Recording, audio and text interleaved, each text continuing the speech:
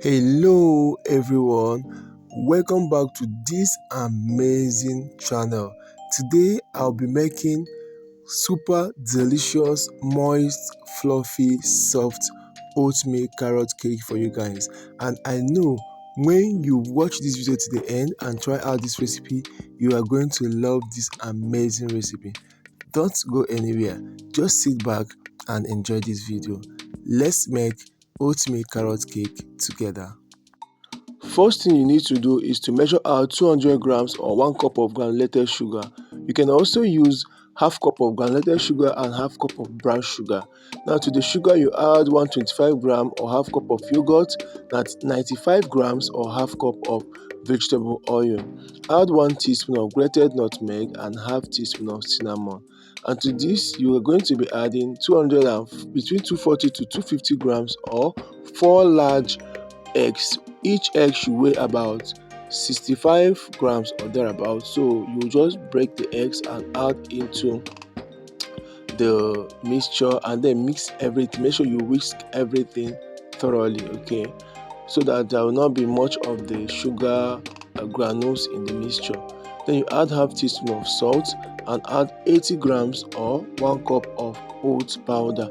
Like it's the raw oat that you're just going to blend it and then measure out 1 cup from there. After adding the oat powder, you add in 200 grams of sifted all-purpose flour. You can also use cake flour for this particular recipe. If you have cake flour or any substitute for cake flour at the moment, you can use it, but I use all-purpose flour. So go ahead and whisk or mix everything thoroughly to combine. Then you add in 100 grams of grated carrots. Add 2 teaspoons of baking powder and 1 teaspoon of baking soda. And once you are done adding the baking powder and the baking soda, now you're not going to be using the hand whisk again. You're going to use your spatula. Just use the spatula to make sure you combine everything thoroughly. You know, there may be lumps of the baking powder or baking soda inside this mixture if you don't mix very well. So make sure that you mix everything thoroughly and combine very well with your spatula. And once that is done, you transfer this or pour this into your greased baking pan lined with baking paper. Okay, just you transfer or pour in the mixture. I use my 2-in-1 bread pan and I transferred it equally in the both sides of the pan. Okay, so once I was done transferring this, I had to tap the base of the pan on the work surface so that I'm going to ease out air and also let this batter in each of the side of this pan to balance. Okay, and once I was done doing that, I popped this into my preheated oven and I baked in the preheated oven at 150 degrees C for 70 minutes. Like I always say, you have to understand the temperature at which your oven bakes best.